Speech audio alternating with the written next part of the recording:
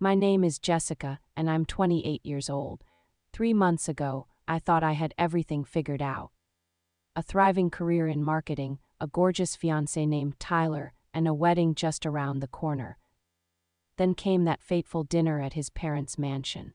With perfect smiles, they handed me a document outlining my new family obligations, a $3,000 monthly bill and daily walks for their prize Afghan hound.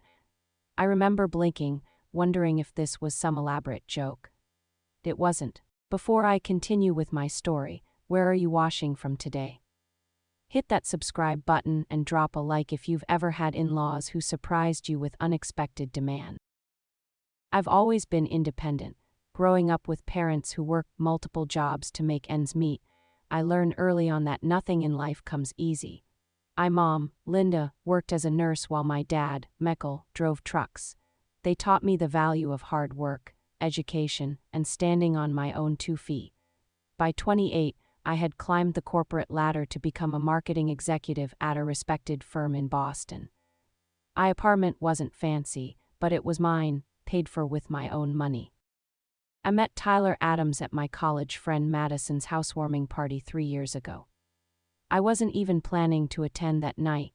I had a major presentation the next day, but Madison insisted, saying I worked too much. Tyler stood out immediately. Tall, with warm brown eyes and an easy laugh, he moved through the room with a confidence that wasn't arrogant but comfortable. When he spilled his drink on my favorite blouse, instead of being annoyed, I found myself laughing as he frantically tried to help clean it up. "I promise I'm not usually this clumsy," he said, handing me a napkin. "Maybe I could buy you a replacement over dinner."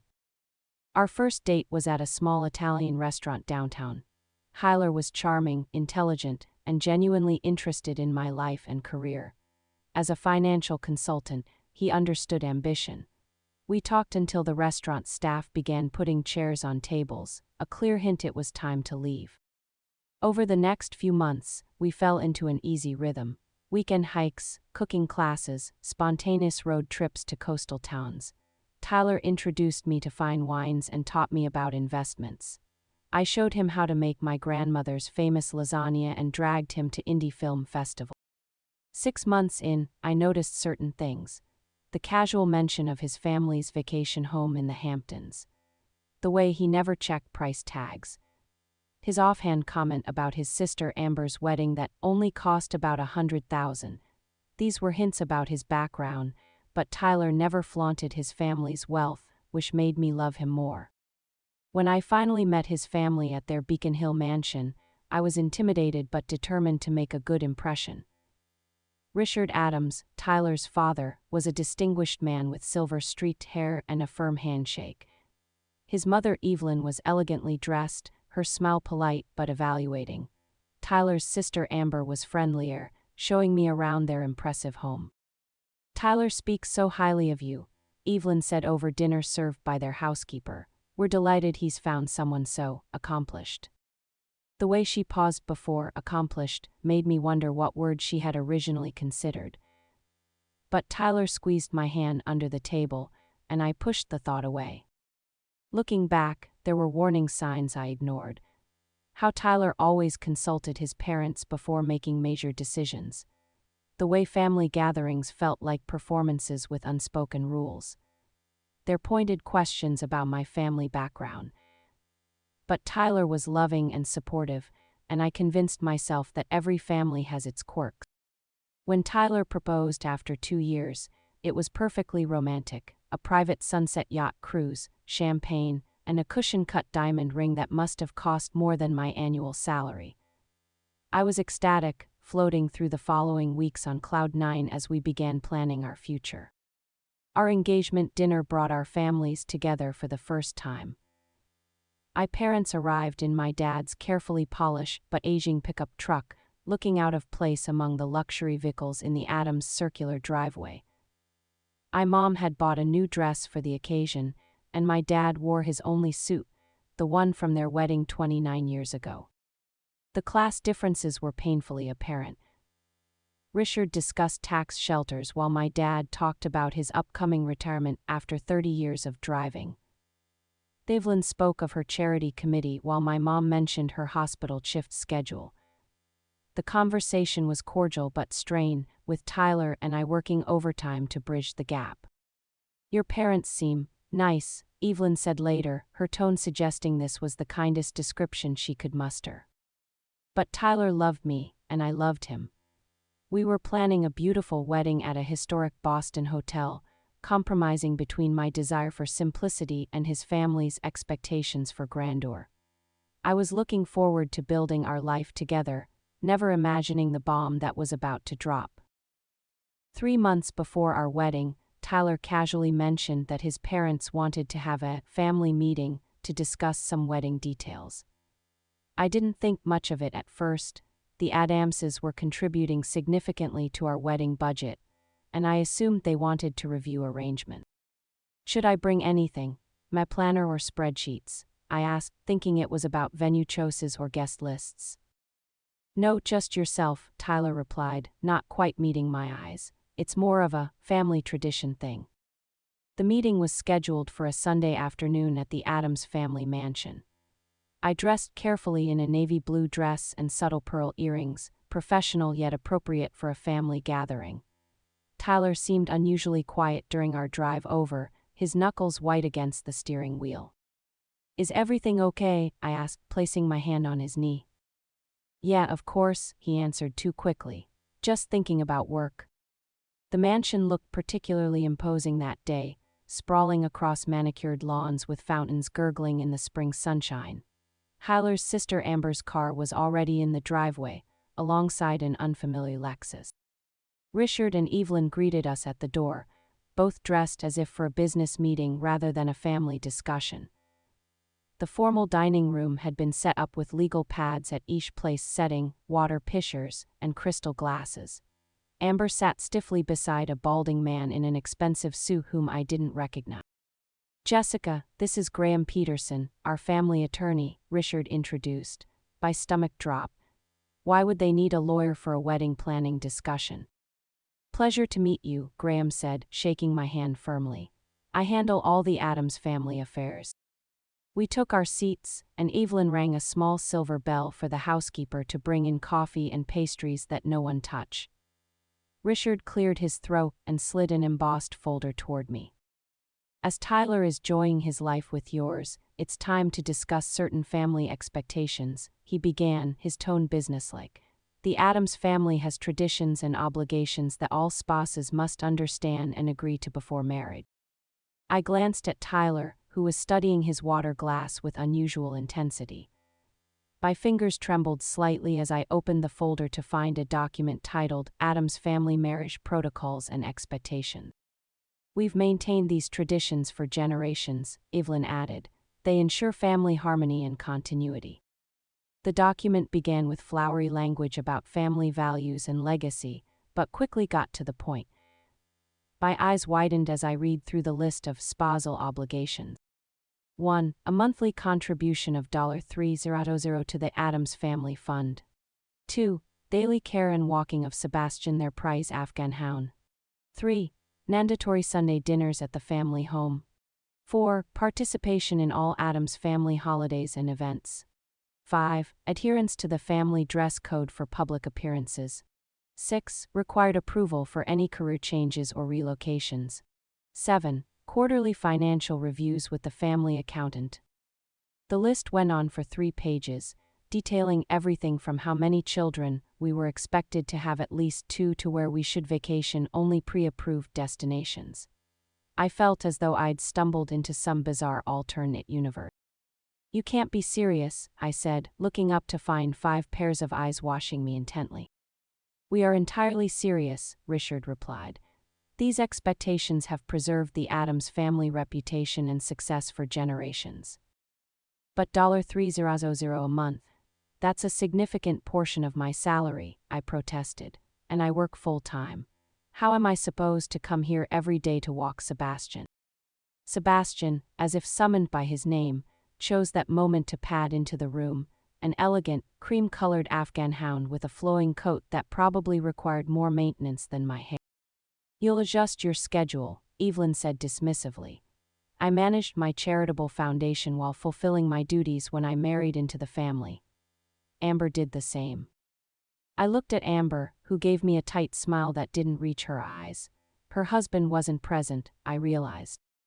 Tyler, did you know about this? I asked, turning to my fiancé. Tyler finally met my gaze, his expression a mixture of apology and resignation. I meant to mention it, but I didn't want to worry you.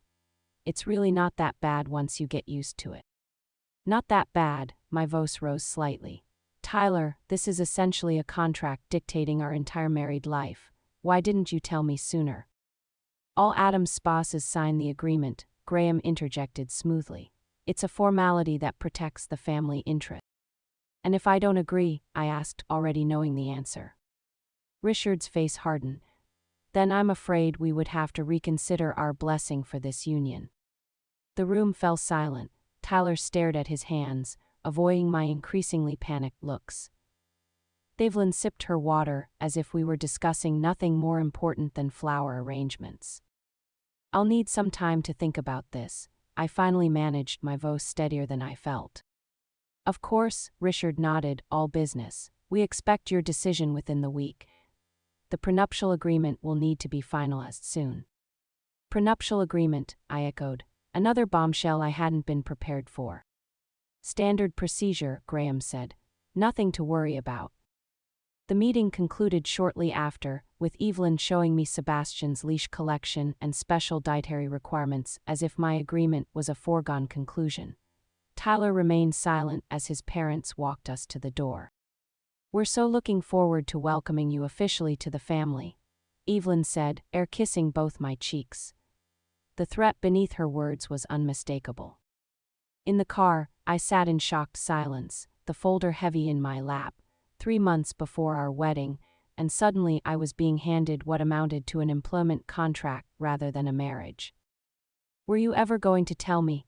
I finally asked as Tyler navigated through the streets of Beacon Hill. I thought it might be less intimidating coming from them, he replied weakly. I didn't want to scare you off. The magnitude of what had happened was still sinking in. The wedding I had been excitedly planning now felt like the entrance exam to a life I never signed up for. By the time we reached our apartment, my shock had crystallized into anger. I stormed inside, tossing the folder onto our kitchen counter while Tyler followed, looking miserable. Are you seriously okay with this? I demanded, pacing our living room. Your family treating me like I'm applying for a position rather than marrying the man I love. Tyler sighed heavily, loosening his tie. Jess, try to understand. This is how my family has always operated. My mother went through it, Amber went through it. And neither of them looked particularly happy about it. I cut in. Did you see your sister's face when they brought up her fulfilling her duties? She looked like she was enduring a root canal. You're overreacting, Tyler said, his voice taking on the patronizing tone I'd heard from his father. It's just family tradition. The monthly contribution goes toward family investments that benefit all of us. All of us, or your parents. Because that document made it pretty clear who makes the decisions. I picked it up and flipped to a highlighted section. Required approval for any career changes. Quarterly financial reviews. Tyler, this isn't tradition, it's control. My family has built substantial wealth through careful management, Tyler defended. These measures ensure that continues. I stared at him, the man I thought I knew, now sounding like a programmed extension of his parents. Why didn't you warn me? We've been together for 3 years, engaged for 6 months. When exactly were you planning to mention these minor details? Tyler had the decency to look ashamed. I was afraid you wouldn't understand. That you might, he trailed off. That I might what? Run, because honestly, Tyler, right now that's looking like a reasonable response. I ran my hands through my hair, trying to process everything. What else haven't you told me? Are there other family traditions I should know about? The look on his face told me everything. There's more, isn't there? I asked quietly. Tyler sat heavily on our sofa, shoulders slumped. The prenup is extensive. If we divorce, you get nothing unless we've been married at least 10 years. Any children we have must attend the schools selected by my parents. Our primary residence needs to be within 15 minutes of my parents. And, he hesitated. And what, Tyler? And my trust fund, my income remains under family management until I'm 45. He couldn't meet my eye. I sat down slowly as realization dawned. You're not financially independent at all, are you, despite your job, your salary? The job at the firm was arranged by my father, Tyler admitted. My base salary is modest. The rest comes from my trust, which my parents can adjust or withhold if they feel I'm not making good decisions. The Tyler I thought I knew, successful, independent, confident, was crumbling before my eyes, revealing someone still tethered to his parents' purse strings and approval. So this whole time, you've been dependent on them. And you were bringing me into this system without even telling me. My voice cracked with hurt and betrayal. It's not that bad, Jess, really. The family money means we'll never want for anything. So what if we have to walk a dog and have dinner with them on Sundays? Tyler tried to take my hand, but I pulled away. It's not about the money or even the dog, Tyler. It's about honesty, partnership, building a life together as equals. I felt tears threatening but forced them back. I need some air, and I need to think. I grabbed my phone and keys, ignoring Tyler's pleas to stay and talk. Outside, I walked aimlessly for blocks before calling Madison. They want you to pay them, Madison exclaimed after I explained. And walk their dog? Are they delusional? Apparently it's family tradition, I said bitterly. One Tyler conveniently forgot to mention until 3 months before our wedding. Come over, Madison insisted. This requires wine and a serious conversation. At Madison's apartment, I collapsed on her couch, emotionally exhausted. I don't even know who I'm engaged to anymore, Mad.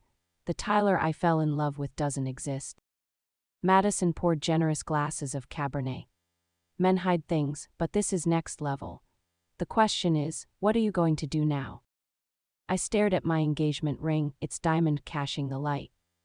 I don't know. I love him, but this isn't what I signed up for. Think about it, Jess. If you're already feeling controlled before the wedding, how will it be after? When you have kids, will they dictate every aspect of your life? Madison's questions hit hard. And Tyler didn't stand up for you. He sat there letting his parents lay out these ridiculous demands. That night, back at my apartment, Tyler had retreated to his old room at his parents' house. I couldn't sleep. I kept thinking about the life mapped out in that folder, a life where my independence would be slowly eroded, where every decision would be scrutinized by my in-laws, where I would be expected to smile and fulfill family obligations like a well-trained employee rather than a beloved family member. By morning, I had more questions than answers, but one thing was clear. I needed to understand what I was really getting into before making any decisions about our future. After a tense conversation with Tyler the next day, I decided to test the waters before making any final decisions. I'll try walking Sebastian for a week, I told him, just to see if these expectations are as reasonable as your family claims. Tyler's relief was palpable. You'll see, it's not so bad, and my parents will appreciate the effort. That Monday after work, I drove to the Adams mansion for my first dog walking session. Thivlin met me at the door with Sebastian on a hand-tooled leather leash, the dog's cream coat immaculately groomed. Sebastian requires exactly 45 minutes of exercise, Evelyn explained, handing me a typed sheet of instructions. His route is mapped here. He has favorite spots and becomes quite distressed if his routine is altered. He drinks only filtered water from his special bottle. She handed me a monogrammed Canaan water flask. And of course, you'll need these. She passed me biodegradable waste bags embossed with the Addams family crest. I tried not to roll my eye. His fur must not touch puddles or mud, and he shouldn't interact with common dogs, she continued. The groomer comes on Thursdays, so be especially careful with his coat on Wednesday. I nodded, taking the leash and feeling Sebastian's assessing gaze. He seemed as skeptical of me as I was of this arrangement. The first walk started badly and got worse. Sebastian was used to commanding attention and clearly resented my amateur handling. Despite weighing less than my weekend luggage, he pulled with surprising strength, dragging me toward his preferred spots with single-minded determination. Everything went relatively smoothly until we encountered a puddle that Sebastian decided to investigate. As I tried to guide him around it, a squirrel darted across our path.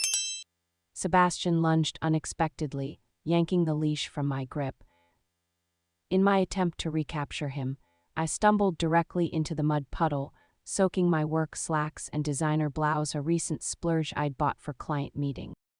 By the time I returned Sebastian to the mansion, my clothes were ruined and my patience was threadbare. Evelyn's expression upon seeing us said everything.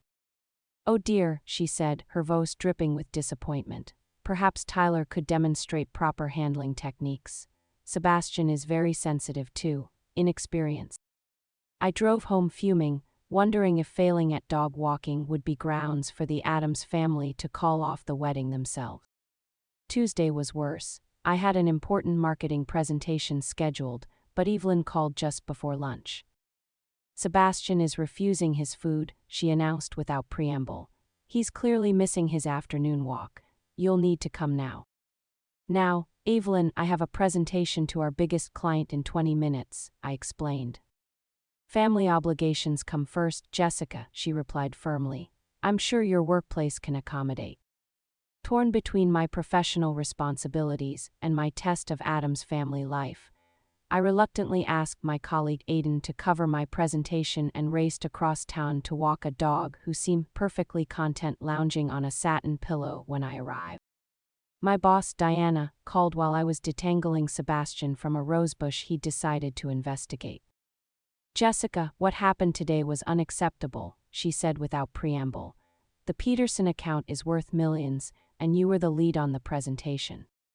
"I know, Diana, there was a family emergency." Aidan mentioned it was something about a dog. Her tone made it clear what she thought of this emergency. "It's complicated," I said weakly. "Let me uncomplicate it for you. Your career is at a critical juncture. These kinds of decisions have consequences." The warning was clear. I'd spent years building my professional reputation, and one afternoon with Sebastian had put it at risk. Wednesday brought new disasters. Sebastian chewed through my leather portfolio containing notes for an upcoming campaign while I was picking up after him. Thursday, I had to reschedule a lunch with an important client because Sebastian had a grooming appointment that couldn't possibly be changed. By Friday, I was exhausted, professionally compromised, and increasingly resentful. The simple dog walking was revealing itself as exactly what I'd feared, a test of my willingness to prioritize Adam's family demands above all else, including my career and dignity. That evening, as I returned a freshly groomed Sebastian to the mansion, my phone rang. It was Amber, Tyler's sister. "How's the Sebastian experience going?" she asked, her tone knowing. "It's been educational," I replied carefully. "I bet," she said with a humorless laugh. "Look, can we meet tomorrow? Just you and me? There are things you should know before you go any further with it." Her serious tone sent a chill through me. "Of course, where and when?" "Coffee shop on Newberry Street, the one with the blue awning. 10 a.m. Don't tell Tyler or my parents." She hung up before I could respond. That night, I stared at my mud-stained clothes, my chewed portfolio, and the apologetic email I'd had to send to a client. 1 week of family obligations had nearly derailed my career and definitely drained my spirit. And this was just the beginning of what they expected. As I fell into exhausted sleep, one question haunted me. If this was the test, what would the rest of my life as an Addams spouse look like? Saturday morning arrived with a sense of foreboding. I dressed casually, told Tyler I was meeting Madison for coffee, and headed to Newberry Street. The coffee shop with the blue awning was small and discreet, tucked between high-end boutiques, perfect for conversations that needed privacy. Amber was already there, a large sunglasses hiding her eyes despite the cloudy day. 2 coffee cups sat on the table in front of her. As I approached, I noticed how tense she looked, nothing like the polished, composed woman I'd met at family gathering. "I ordered you a latte," she said, pushing 1 cup toward me. "I figured you could use the caffeine after a week with Sebastian." "Thanks," I replied, sliding into the seat across from her. Your message sounded serious. Amber glanced around before removing her sunglasses, revealing tired eyes. It is, I've been debating whether to have this conversation with you, but after seeing you this week, I can't stay silent anymore. She took a deep breath. The dog walking, the financial contribution, the family dinners, they're not just traditions. They're tests of compliance, of willingness to subordinate yourself to the family hierarchy. My stomach tightened. Tests that you took? That I failed at first, she corrected, twisting her wedding ring. Mark, my husband, and I tried to establish boundaries early in our marriage. We wanted to live in Chicago where his family business is based. Parents, she smiled bitterly. Let's just say they made it clear that financial independence wasn't an option for us unless we played by their rules. They withdrew Tyler's trust fund support when he started dating someone they didn't approve of in college, she continued. They can and will use money to control everything. But Tyler has his job at the financial firm, I protested, though I already knew the truth. A position arranged by our father, at a firm where he holds significant influence. Tyler's base salary is enough to live on, but not the lifestyle he's accustomed to. The bulk of his income comes from his trust, which is still controlled by our parents. Amber reached into her designer handbag and pulled out an envelope. I found these when I was helping my mother organize some files. I thought you should see them. Inside were photographs of a beautiful blonde woman I didn't recognize, looking happy beside a younger Tyler at various events. In one photo, she wore a sizable engagement ring. Natalie Henderson, Amber explained. Tyler's ex-fiancée from 5 years ago. She made it all the way to 2 months before the wedding before she walked away. He never mentioned being engaged before, I said quietly, feeling another piece of trust crumble. I'm sure he didn't. The family doesn't acknowledge failures. Natalie refused to sign the prenup. Questioned too many of the family traditions. Eventually, she told Tyler she wouldn't be controlled by his parents for the rest of her life. Amber sipped her coffee. There have been others too. Not just with Tyler, but with all of us. Potential spouses who didn't make the cut because they wouldn't conform. And the $300 monthly contribution. What is that really for? I asked. It goes into the family investment fund, but beneficiaries are only those who remain in good standing, meaning complete compliance with my parents' wishes. My grandmother was cut out after she remarried someone the family didn't approve of. My cousin receives nothing because he chose the wrong career path. She leaned forward. The money is just another control mechanism. You'll pay in for years, with the promise of eventual returns that may never materialize if you ever step out of line. Does Tyler understand all this? How can he be okay with it? My voice cracked slightly. Tyler was raised in this system. We both were. It's hard to recognize the cage when you've never been outside it. Amber looked genuinely sad. I love my brother, but he's never stood up to our parents. Not once. She pushed another document across the table. This is a copy of my prenuptial agreement. I imagine yours will be similar. Page 16, paragraph 3 is particularly interesting. I flipped to the section she indicated and read aloud. Spouse acknowledges family obligations take precedence over individual preferences in matters of residence, employment, child rearing, and social engagements. The legal language continued, essentially signing away autonomy in every significant life decision. Did you sign this? I asked, horrified. Yes, Amber's voice was barely audible, and I've regretted it every day since. Mark and I live in a house my parents selected, work in careers they approved, and send our children to schools they chose. We haven't made a single important life decision independently in our 8 years of marriage. I sat back, trying to process everything. Why are you telling me this, Amber? Because I see myself in you, independent, ambitious. I had my own dreams once. She straightened her shoulders. And because Tyler deserves a chance at real happiness, not this orchestrated life our parents have planned. You're risking a lot by sharing this with me, I observed. Yes, but maybe it's time someone challenged the Addams family traditions. She gathered her things to leave. Whatever you decide, be careful with the prenup. Get your own lawyer, not someone recommended by my family. Someone who will actually protect your interests. As she stood to leave, she added, Sebastian was my test too, you know. That dog has broken more engagements than bad compatibility. After Amber left, I remained at the coffee shop, staring at the prenup draft and photos of Natalie, the woman who had been wise enough to walk away.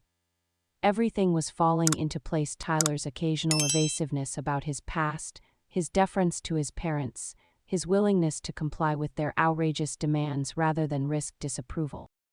That afternoon, I called my college friend Ryan, now an attorney specializing in family law. When I explained the situation, he immediately offered to review any documents before I signed them.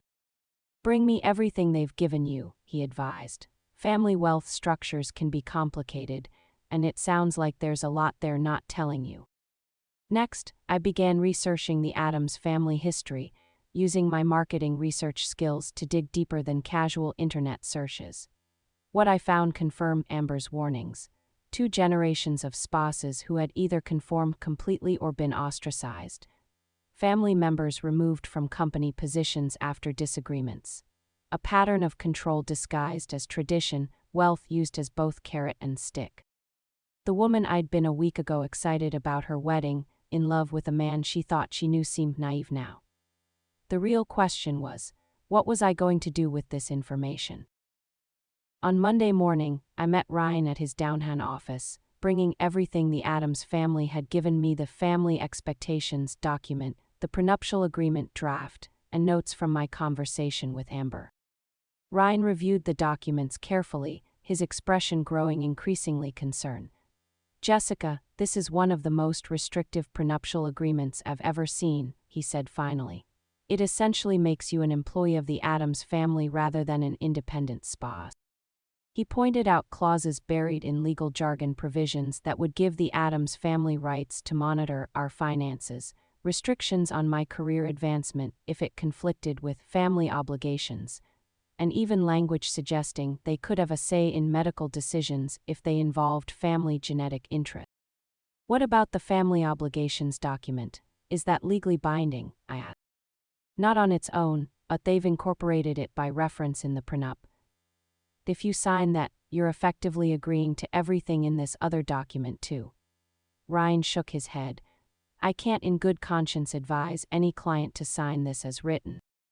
I left Ryan's office with a clearer understanding of the legal trap I'd nearly walked into, but still uncertain about my next steps. That evening, I drove to my parents' modest suburban home, needing their grounded perspective. My mom was pulling a lasagna from the oven when I arrived, the familiar smell bringing tears to my eyes. After dinner, I laid out everything that had happened, including Sebastian, the financial demands, and Amber's revelation. Oh honey, my mom said, reaching for my hand. I knew something felt off with that family, but this is beyond what I imagined. My dad, usually quiet about emotional matters, spoke up firmly. No amount of money is worth signing away your independence, Jessie. Your mom and I didn't work so hard to raise a strong, independent daughter just to see her become someone's subordinate. But I love Tyler, I said, voicing the conflict that had been tearing me apart. When it's just us, away from his family, we're good together. Is it really just you two, though? Mom asked gently. It sounds like his parents have been the invisible third party in your relationship all along. You can love someone and still recognize they're not good for you, Dad added. The question is whether Tyler is willing to build a life with you outside his parents' control. Their wisdom hit home. I'd been thinking of this as a choice between accepting the Addams family's terms or losing Tyler. But there was a third option, creating our own terms. The next day, I scheduled a session with Dr. Bennett, a therapist I'd seen occasionally during particularly stressful work periods. Her objective insight helped clarify my thoughts. It sounds like you're facing an important crossroads, she observed. Not just in your relationship with Tyler, but in how you value yourself. I keep wondering if I'm overreacting, I admitted. Maybe every wealthy family has expectations like these. Expectations are one thing, Dr. Bennett replied. Control is another. healthy families, wealthy or not, respect boundaries and the autonomy of adult children and their spouses. She helped me work through my conflicting emotions, my love for Tyler, my resentment of his family's manipulation, my fear of losing the future we'd planned, and my deeper fear of losing myself if I accepted their terms. "What do you want, Jessica?" she asked directly. "Not what Tyler wants or what his family wants. What do you want?" "I want a partnership," I said, the answer rising from somewhere deep and certain within me. "A marriage where we make decisions together, where neither of us is controlled by outside forces. I want Tyler, but not at the cost of my independence and self-respect." Dr. Bennett nodded. "Then that's your North Star for whatever comes next." Armed with clarity from Ryan, support from my parents, and confidence from Dr. Bennett, I began preparing for a confrontation I knew couldn't be avoided. I documented everything: the dog-walking fiasco, the prenup clauses, the financial control mechanisms, creating a clear picture of what I was being asked to accept. I scheduled a meeting with Diana, my boss, and laid out the situation honestly. To my relief, she was understanding once she had the full picture. "Your performance has always been exemplary, Jessica," she said. "Don't let anyone, including future in-laws, jeopardize the career you've built." Next, I met with a financial advisor recommended by Ryan, who helped me understand my options for maintaining financial independence regardless of my marital decisions. She outlined strategies for separate accounts, independent investments, and career moves that would strengthen my position. "Never put yourself in a situation where saying no means financial ruin," she advised. "That's when control becomes coercion." Throughout this preparation week, Tyler and I maintained an uneasy truce. He knew something had shifted after my Sebastian experience, but seemed to be waiting for me to either accept defeat or walk away entirely. Instead, I was building my strength for a different kind of conversation. By Friday, I felt ready. I had my documentation, legal advice, financial plans, and most importantly, the emotional clarity to advocate for myself. I texted Tyler, "We need to talk about everything. Tomorrow morning, our apartment, 10 a.m. That night, I rehearsed what I wanted to say, the boundaries I needed to establish, and the future I wanted to build with Tyler if possible, but without him if necessary. The realization that I was prepared for either outcome gave me a sense of calm I hadn't felt since that fateful family meeting.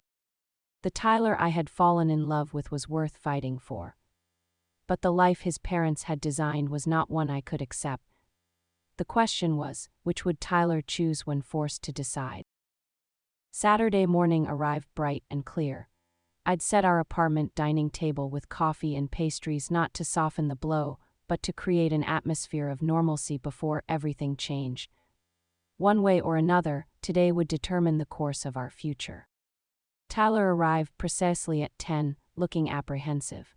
He'd been staying at his parents' house more frequently, a fact that hadn't escaped my notice. "Thanks for coming," I said, pouring him coffee. "Your message sounded serious," he replied, accepting the cup without drinking it. "It is." I took a deep breath. "Tyler, I've spent the last 2 weeks thinking about your family's expectations, testing what life would be like under their conditions, and learning things I suspect you never intended to tell me." His eyes widened slightly. "What things?" "Natalie Henderson, for one." His face paled at the name. "The real purpose of the family fund. The way your parents have used financial control to dictate family members' lives for generations." I placed Amber's copy of the prenup on the table. The implications of this document I was expected to sign without proper review. "Amber," he said quietly, understanding dawning, "she talked to you." "She did, but that's not important right now. What matters is that we're 3 months away from promising to spend our lives together, and I need to know what that life will actually look like." Tyler fidgeted with his coffee cup. "Jessica, my family has certain ways." "This isn't about your family," I interrupted firmly. "This is about us, you and me, the life we want to build together." I reached for the folder I'd prepared. "I've spent time with 3 different professionals this week: a lawyer, a financial advisor, and a therapist. All of them use the same word to describe what your family is attempting to establish: control. Opening the folder, I laid out my evidence piece by piece: the unreasonable demands, the financial entanglements, the legal traps embedded in the prenup. I love you, Tyler. I want to marry you, but I will not sign away my independence, my career autonomy, or my right to make decisions about our future together. My voice remained steady, hiding the racing of my heart. And I will not be evaluated based on my ability to walk a dog or attend family dinners. Tyler looked genuinely torn, running a hand through his hair. What are you saying? That it's me or my family? I'm saying we need to establish boundaries, healthy ones. I pulled out a document I'd drafted. These are my terms, the conditions under which I'm willing to move forward with our marriage. The alternative agreement I'd created with Ryan's help outlined reasonable family interactions, financial independence for our household, and mutual decision-making between Tyler and me on all matters affecting our lives. If we get married, we become a new family unit, Tyler. One that can maintain loving relationships with our extended families without being controlled by them. I watched him scan the document. I'm not asking you to cut ties with your parents. I'm asking you to stand with me as partner. Tyler set the paper down, his expression unreadable. I need to think about this. Of course, but I should tell you that I've already decided. I won't accept anything less than an equal partnership. I reached for his hand. And one more thing, I've arranged a meeting with your parents tomorrow. With or without you, I'm going to make my position clear. His head snapped up. You've what? This isn't going away, Tyler. If we're going to have any chance, we need to establish boundaries now before we're married. Before we have children who might be subjected to the same controlling system. He stared at me for a long moment, then nodded slowly. I'll be there. The next day, I drove to the Adams mansion for what I knew would be a pivotal confrontation. Tyler had promised to meet me there but hadn't come home the previous night. I wasn't sure which version of him would show up, the man I loved or the dutiful son his parents had crafted. Richard and Evelyn received me in their formal sitting room, clearly expecting a capitulation rather than a challenge. Jessica, Evelyn nodded coolly. Tyler mentioned you wanted to speak with us. Yes, I sat up straight, channeling the confidence I used in professional negotiations. I want to discuss the future of my relationship with your son. I laid out my position clearly: my unwillingness to accept their controlling terms, my desire for a marriage based on equality and mutual respect, and my hope that we could establish a healthier relationship moving forward. While I appreciate family traditions, I concluded, I will not sign a prenuptial agreement that essentially makes me an employee of the Adams family. I will not contribute to a family fund I have no say in, and with all due respect, I will not be walking Sebastian as a test of my compliance. Richard's face had grown increasingly flushed during my presentation. Young lady, you clearly don't understand how this family operates. Oh, I understand perfectly, I countered. I just don't accept it. Then perhaps you don't belong in this family, Evelyn said icily. That's not your decision to make. Tyler's voice came from the doorway. I hadn't heard him arrive, but the sight of him standing there, tall and resolute, sent a wave of relief through me. Tyler, Richard began warningly, but Tyler cut him off. No, Dad, for once, you're going to listen. He crossed the room to stand beside me. I love Jessica. I want to marry her. And if that means reevaluating some of our family's so-called traditions, then that's what we're going to do. Evelyn's perfect composure cracked slightly. You can't possibly be serious. These traditions have preserved our family's standing for generations. At what cost? Tyler challenged. Amber's miserable. Half the family doesn't speak to each other. And we've driven away anyone who dared to question the Adams way. He took my hand. Jessica isn't asking to dismantle the family. She's asking for respect and autonomy, things every person deserves. Richard stowed, his authority visibly threatened. You're making a mistake, your trust fund. Keep it, Tyler interrupted. I've been so afraid of losing financial security that I nearly lost something far more valuable. He squeezed my hand. My job pays enough for us to live comfortably. Not in a mansion, perhaps, but in a home that's truly ours. The shock on his parents' faces might have been comical under different circumstances. "You're choosing her over your family?" Evelyn asked, incredulous. "I'm choosing us, Jessica and me, over control," Tyler corrected. "You're still my family. I still love you, but I won't let you dictate our lives anymore." Richard's face hardened. "You'll regret this." "I don't think I will." Tyler's voice held a confidence I'd never heard before. "Jessica's shown me what real partnership looks like. That's worth more than any trust fund." We left the mansion together, neither of us speaking until we reached the car. "Did you mean that?" I asked finally. "About choosing us over the money, over their approval?" Tyler took my face in his hands. "I've spent my entire life seeking their approval. It took falling in love with you to realize I was chasing the wrong thing." He smiled, a genuine smile free from the tension that had shadowed him for weeks. "I should have stood up to them years ago. Thank you for showing me how." The weeks that followed weren't easy. Richard and Evelyn alternated between icy silence and attempts to bring Tyler back into the fold. We postponed the wedding, deciding to rebuild our relationship on more solid ground before making that commitment. Tyler found a new position at a smaller firm, one without his father's influence. The salary was indeed less than he'd been accustomed to, but watching him take pride in his truly independent success was worth far more than luxury. Amber sent a text the day after our confrontation. "Thank you, for all of us." Slowly, she and her husband began making their own changes, small steps toward independence that her parents couldn't ignore.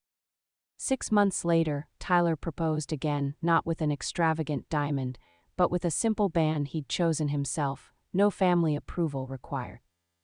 We planned a smaller wedding at a charming inn by the coast, inviting only those who truly supported our relationship. To my surprise, Richard and Evelyn attended, subdued but present. The control they'd maintained for decades was slipping, not just with us but with Amber and other family members who'd been quietly watching our stand with interest. As for Sebastian, I occasionally walk him when we visit on my terms, not as an obligation. He's actually quite charming when not being used as a compliance test. Building boundaries with Tyler's family remains an ongoing process, but one we navigate together as equal partners. Sometimes I think about that family meeting that nearly derailed our future and feel grateful for the wake-up call it provided. The life we're creating isn't perfect or luxurious, but it's authentically ours, every decision made together, every challenge faced as a team. And that's worth more than all the Addams family wealth combined. Have you ever had to establish boundaries with in-laws or future in-laws? Would you have walked away or fought for the relationship like I did? Drop a comment below sharing your experience. And if you found value in my story, please hit that like button, subscribe to hear more real-life relationship journeys, and share with friends who might be navigating similar challenges. Remember, true partnership is worth fighting for, but never at the cost of your self-respect. Thank you for listening, and I wish you the courage to create relationships built on mutual respect and love.